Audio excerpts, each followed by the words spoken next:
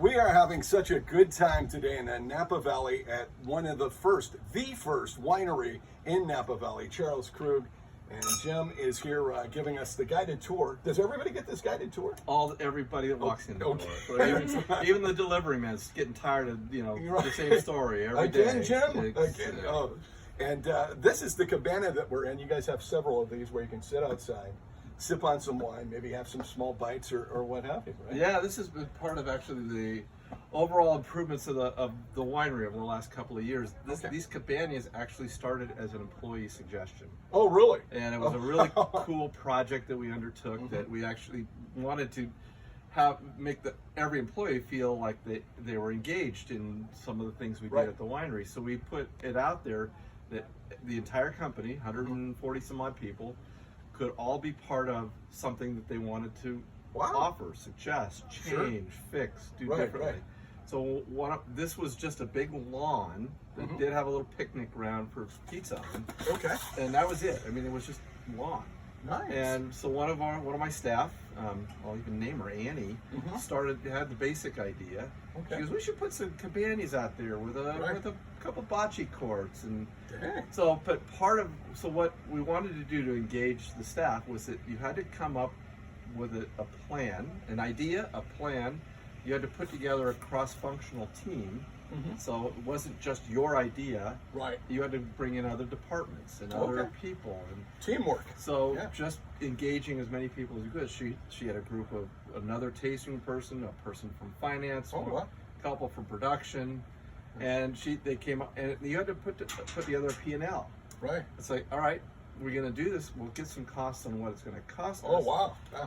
Give us an idea of what the return is. And so as part of the executive team that we challenged the whole company to do it, thinking, all right, we'll do 3 of the we're still works in progress. Sure. But part of it was the whole plan for this, for the cabanas. Well, the cabanas are really, really nice because you can sit out here and relax and have a glass of wine like you're in a garden or something like that. And the weather, obviously in Napa, is very nice and comfortable most of the time. And so this is a great way to relax and enjoy.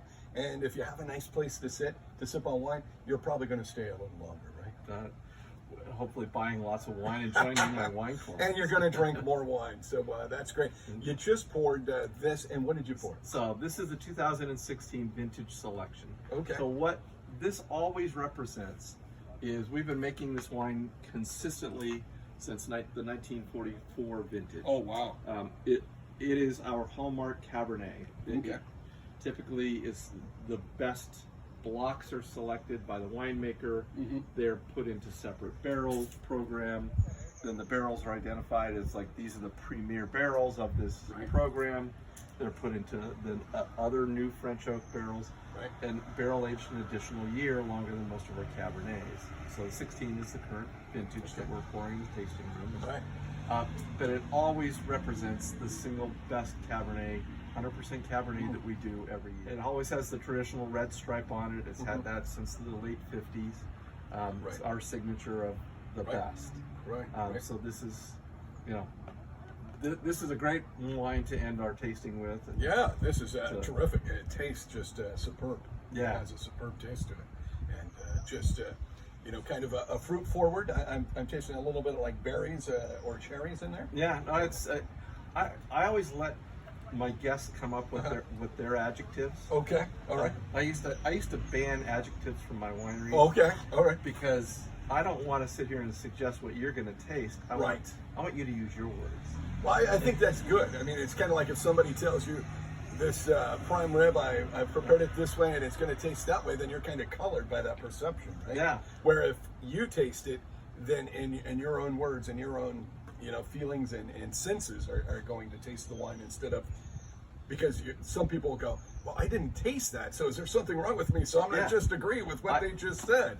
Wine is already difficult enough, and it's like I want to take the pretension away from this business. So let's just keep it simple. I like it. And it's like, let's just make it really approachable. Right. Let people form their own opinions. We'll suggest what would pair with this. Sure.